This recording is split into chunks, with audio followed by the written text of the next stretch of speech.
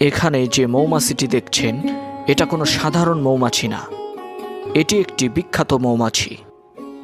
আজ হয়তোবা সে আর দুনিয়াতে নাই, কারণ আজ হলো 28শে সেপ্টেম্বর 2023, আর এই ভিডিওটি আরও 1 বছর আগে করা হয়েছিল।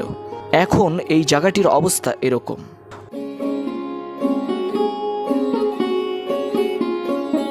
ওই মৌমাছিটি যেমন আজ আর নেই, আপনারা যখন এই ভিডিওটি দেখবেন ততদিনে এই ছাগলটিও থাকবে না, কারণ কেউ না কেউ এটাকে ভুনা করে খাবে।